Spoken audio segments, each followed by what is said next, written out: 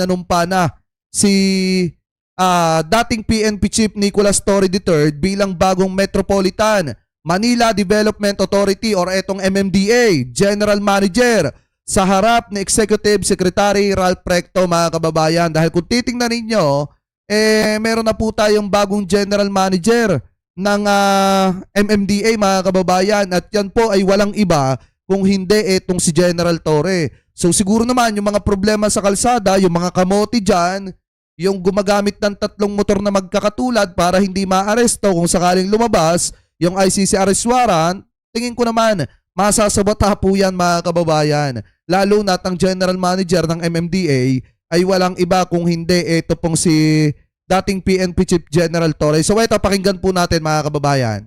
Please raise your right hand and repeat after me. I, please state your name. I, Nicolas D. Torre III, Having been appointed to the position of having been appointed to the position of General Manager, Metropolitan Manila Development Authority, do hereby solemnly swear do hereby solemnly swear that I will well and faithfully discharge that I will well and faithfully discharge to the best of my ability to the best of my ability the duties of my present position the duties of my present position, and of all others I may hereafter hold and of all others I may hereinafter hold under the Republic of the Philippines, under the Republic of the Philippines, that I will bear true faith and allegiance to the same, and I will bear true faith and allegiance to the same, that I will obey the laws, that I will obey the laws, legal orders and decrees legal orders and decrees promulgated by the duly constituted authorities of the Republic of the Philippines, promulgated by the duly constituted authorities of the Republic of the Philippines. and that I impose this obligation upon myself. Thank you, sir. Thank you. Hey! Looking forward to working with you. Salamat, salamat. Thank you, sir. Thank you. Okay, let's have a picture. Ready? One. Okay, good. Ready? Grabe, solid. One more. 1, 2, 3. Here po. Dito po. Okay. Last one po. 1, 2, 3. Okay. Thank you. Thank you. Thank you, Nick. Ay, ano? Mag-isa lang kayo? Okay. You have any children? Tatlo, sir. How old are they? 24, 22, 27. Sige, sa mga bata pa rin. Good. Sige. Okay. May konting concern na pala ako. Yeah, sige. Let's go na. Alright. Diba, mga kababayan? Alam niyo, may mga nagsasabing uto-uto dyan. O bakit naman ganun? Dating PNP chief tapos biglang naando doon na binigyan ng panuhol daw, mga kababayan, at ginawang general manager ng MMDA. Hindi nyo po ba alam, mga kababayan, na yung general manager ng isang departamento, napakataas po nun. Parang yung posisyon nun, mga kababayan, pakitama na lamang po kung ako po ay mali.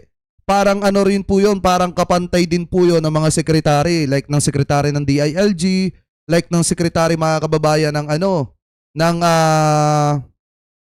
DOJ, mga ganon. Pakitama na lamang po ko kung ako po ay mali.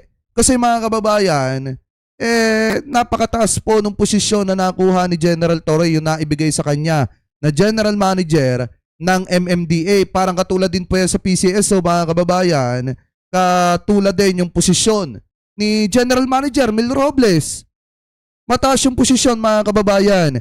Di po ba? Hindi po pipitsugin o babastahin yung posisyon na hinahawakan ngayon ni General Torre.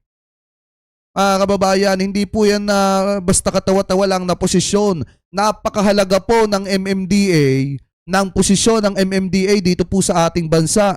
At kaya nga po ito na yung umpisa ng pangangaso ni General Torre, mga kababayan, ng mga tulonggay sa kalsada at simula ng pangangaso doon sa isang kalbo na gumagamit ng 3 motor para makatakas sa posibleng pananaguta kung sakaling lumabas na yung ICC warrant of arrest. So kayo, mga kababayan, ako kasi ang paniniwala ako dito, yung level ng kanyang posisyon ngayon, hindi po basta-basta yan, secretary level po yan, mga kababayan. Para po sa akin in my personal opinion. Pero kayo, kung ano po ang komento ninyo, hingil po dyan, comment nyo na lamang po kung ano po masasabi nyo. Ngayon, mga kababayan, kung si General Torre naging MMDA General Manager, meron naman pong meron naman pong nagbabalak na posibleng magpresidente sa darating na 2028. Kasi meron daw ngayong usap-usapan mga kababayan na si John Vic Remulla daw po versus Vince Dizon. Sino ang kandidato ng admin sa 2028? Kasi 'di ba nagpahayag na nga ito pong si John Vic Remulla na may balak siya na tumakbo sa pagka-presidente sa darating na 2028. Para sa akin mga kababayan, hindi naman siya aari sa ganong posisyon at malabo din siyang manalo. Kakainin lang siya ng buong-buo na mga kalaban niya kung siya po ay tatakbo sa pagka-presidente. Ano po? So ngayon, ito, pakinggan po natin. Sino yung mga nakikita mo na posible na ma-endorse? Kasi out of the picture na, I think, yung dating nag-aspire sana. Well, una, kung sino man yung tatakbo sa 2028, mahalaga hindi siya malink dito sa corruption scandals na ito.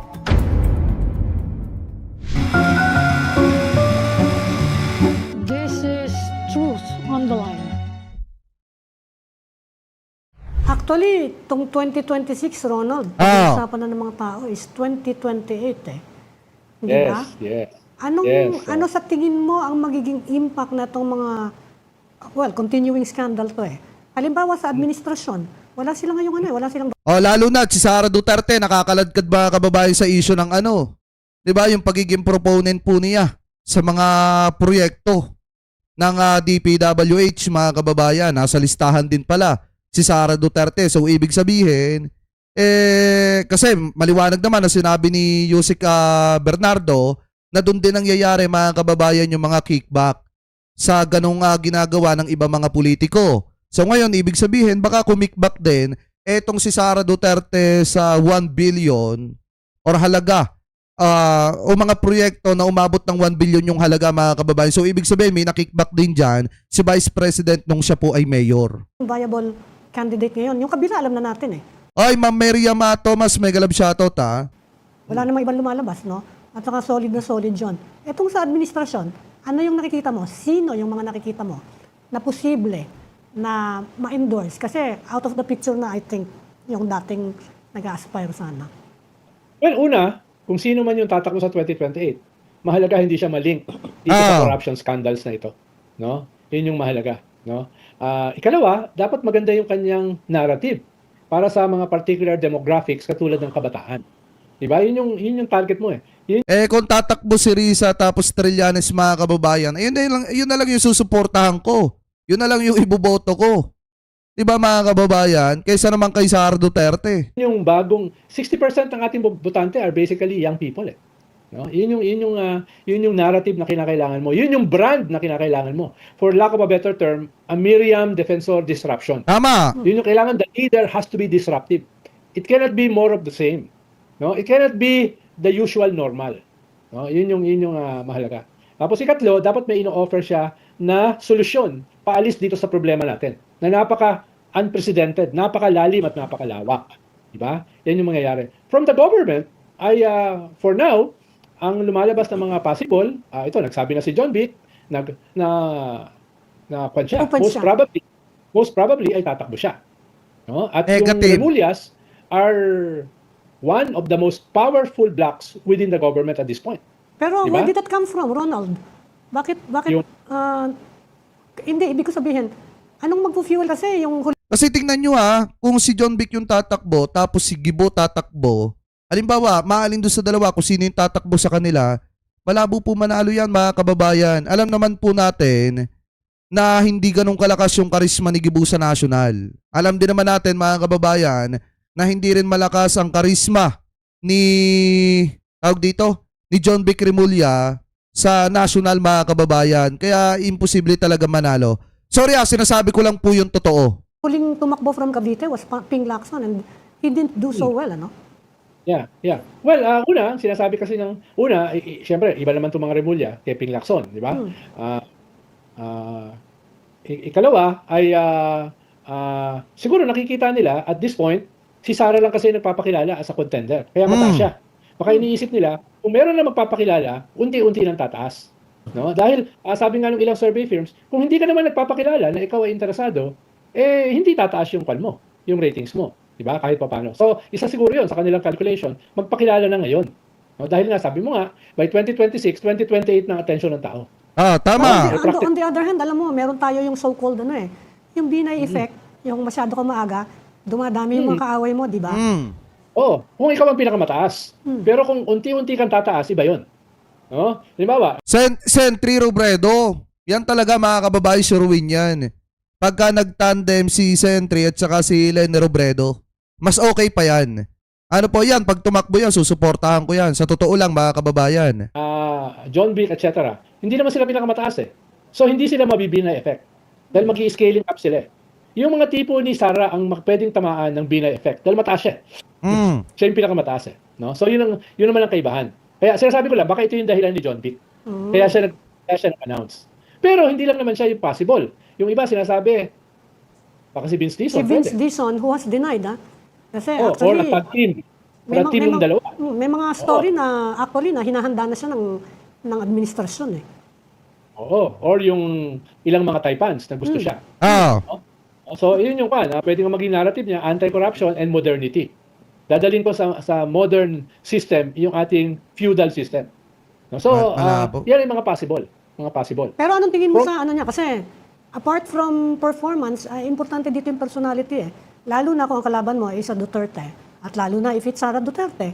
Alam mo naman, merong mga sektor sa Pilipinas na gusto yung bardagulan din, di ba? Tama. Medyo hindi ba masyadong mabait si Vince Dizon? Hindi naman, nakikipagbardagulan din naman siya ngayon. No? Diba? Nakikipag-kwan din siya doon sa kanyang mga kaaway. Halimbawa, yung mga kontraktor, yung mga kakasuhan, no? Ang alam ko, ang daming galit sa kanya ngayon dahil 87 yung sinabi niya kakasuhan. At several mga senador at marami rin mga kongresista. Diba? So, ibig sabihin, willing naman siyang mag-cross ng ganung line. Whether he will be effective, I'm not sure. Pero so far, magaling siya sa communication. Si Ping Lacson kaya, may pag-asang bumalik. Although sinasabi na niya, ayaw na niya, no? Pero may pag-asa kaya. Sino? Si Ping Lacson. Na tatakbo ulit. Duda ako kung interesado siya. Yeah, although he said ayaw na niya. Dahil twice na siya tumakbo presidente, di ba? Talagang ang gusto sa kanya ng tao, senador. Parang wala siyang problema as senator. Pero yung presidente, twice na siya natalo. Duda ako kung susubok pa siya ng ikatlo. Ako mga kababayan, ito pananaw ko naman dyan. Kung sino yung malakas na kain talunin si Sara Duterte, doon ako. Kasi mas gugustuhin kong iba yung manalo kaysa po kay Sara Duterte. Kasi pag si Sara Duterte, kawawa ang Pilipinas, anong gagawin ni Sara? Puro paghihigante, hindi na po niya maaasikaso yung trabaho niya bilang presidente. Pangalawa naman mga kababayan, hindi po pwede natin siyang ipresenta kapag may mga summit na kailangan ng Pilipinas na umattend mga kababayan dahil kita nyo naman po yung kapasidad ng ating vice-presidente. So ngayon, kung tatakbo si Leni tapos katandim niya si Sentry, at malakas naman sila sa tao, yun na lang yung susuportahan natin mga kababayan. Kasi ang Pinoy naman, gano'n naman eh. Kung sino yung malakas, yun yung susuportahan nila mga kababayan. Pero na lamang po kung talagang ayaw nila kay Sara Duterte. Katulad ko mga kababayan at talagang ako, sinasabi ko na sa inyo na mas gugustuhin ko pang iboto si Lene Robredo o kaya si Risa Hontiveros at etong si former Senator Trillanes kaysa po kay Sara Duterte. Mga kababayan, ano po? So kung kayong tatanungin, sino ba mas pipiliin nyo kung sakaling tumakbo? Si Senator Risa Hontiveros tapos sila na lang dalawa ni Sara Duterte yung mainit na magkalaban mga kababayan, o sino iboboto nyo? Si Sara ba o si Risa? Diba? O kaya mga kababayan, kung si Lene ang tatakbo at ang kalaban niya si Sara Duterte, sino ba iboboto nyo doon sa dalawa? Si Lene ba o si Sara?